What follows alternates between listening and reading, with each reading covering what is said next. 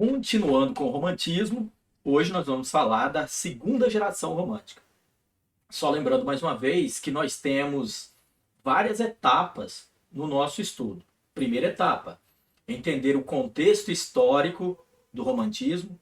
Segundo, as características gerais. Terceiro, falar das gerações.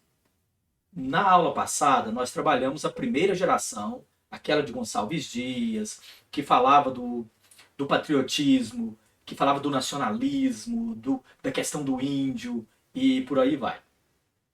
Nessa segunda parte sobre gerações, a gente vai falar da segunda geração romântica, ou também conhecida como ultrarromântica, ou conhecida como byronismo, mal do século.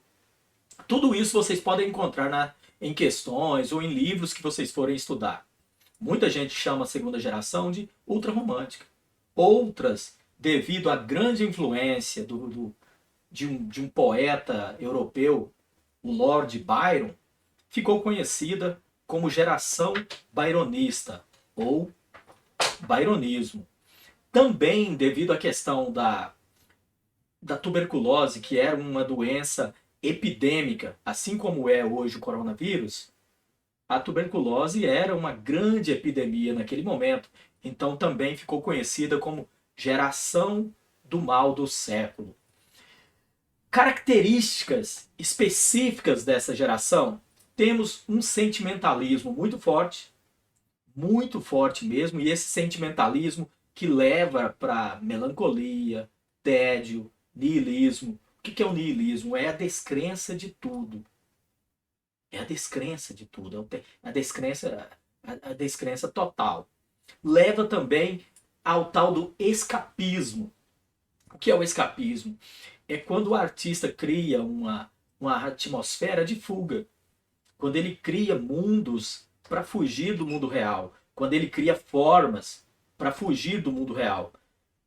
O escapismo da segunda geração romântica vai ser, às vezes, clima de sonho nos textos, vai ser, às vezes, se embrenhar na solidão, vai ser, às vezes, a morte. A morte é um grande elemento da segunda geração romântica. Muito forte mesmo a questão da morte. E, claro, também o amor. Embora não esteja anotado ali, o amor também é um grande tema da questão da segunda geração. E as influências, claro, até o nome lá em cima, byronismo, então Byron e também o Goethe. Essas duas influências. Autores, nós temos aqui o Álvares de Azevedo e temos também o Casimiro de Abreu. Não vamos falar muito do Casimiro de Abreu, mas é um grande poeta romântico. Por que nós não vamos falar? Porque não dá tempo de falar de todos. Então nós vamos falar aqui como exemplo do Álvares de Azevedo, mas basicamente as características são parecidas. O Álvares de Azevedo tem uma característica interessante. Aqui nós temos material de poesia dele, Lira dos 20 anos, Conde Lopo. Nós temos o conto Noite na Taverna, que é muito famoso. Nós temos uma peça de teatro, que é o Macário. Só que lembrando que ele nunca publicou um livro enquanto estava vivo. Todo esse material foi publicado pós-morte. Um jovem que realmente morreu muito cedo, assim como a maioria dos poetas dessa segunda geração. Álvares de Azevedo morreu com apenas 21 anos. Apenas 21 anos. Temas preferidos e características preferidas na obra de Álvares de Azevedo. Você vai encontrar o que nós citamos lá atrás, a evasão, e dessa forma fugir para o mundo de fantasia, o mundo de sonho, ou a morte, às vezes, era uma fuga. A evasão é o escapismo. Como que era o escapismo? Pode chamar de evasão, pode chamar de escapismo. Uma idealização muito forte, o amor é idealizado e ele também tem uma sensualidade. A mulher, às vezes, é vista como demoníaca porque ela tenta o poeta, ao mesmo tempo ela é vista como anjo, ela é vista como pura.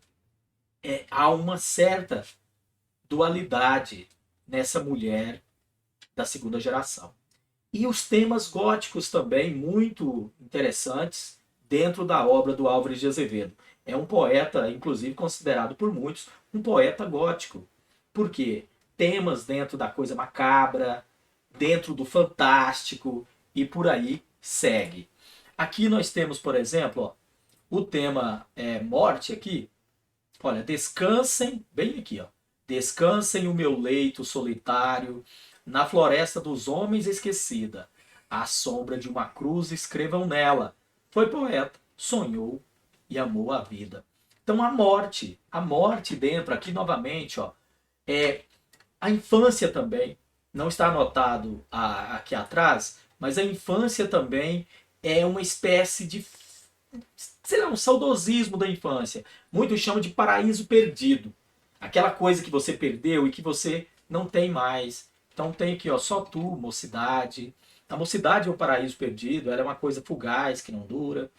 E na continuação, olha aqui novamente. Olha, pálida luz da lâmpada da sombra no leito. Aqui é um poema que foi feito para uma dessas mulheres de seus textos. Uma mulher que está morta. Aqui entra o tema amor e morte, e essa mulher que está ali deitada suavemente. E ele diz, ó, como a lua por noite embalsamada, entre as nuvens do amor ela dormia. Era a virgem do mar, na escura, na escuma fria. Pela maré das águas embaladas, era um anjo entre as nuvens da alvorada, que em sonho se banhava e se esquecia. Então, essa coisa virginal está presente.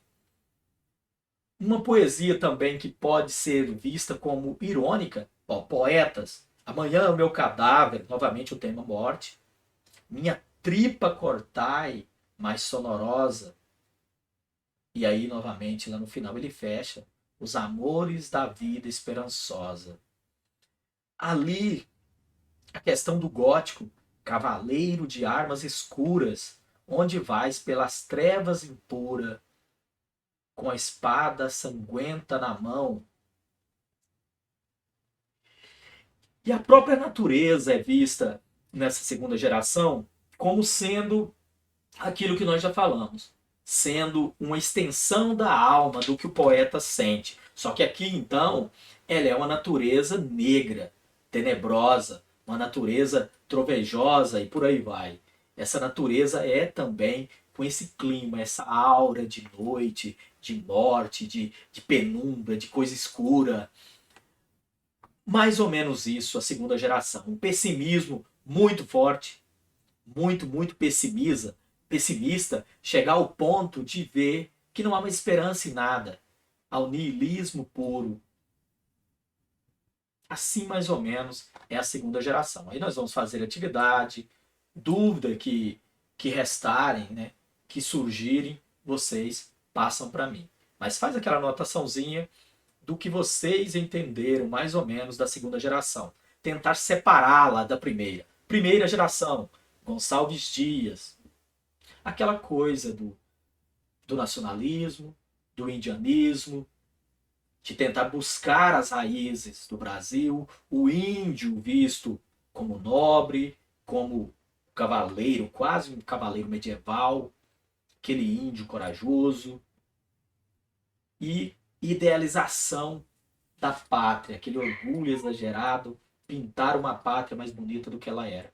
E a segunda geração já entra nessa onda da morte, do pessimismo, do mal do século, o byronismo e etc. Certo?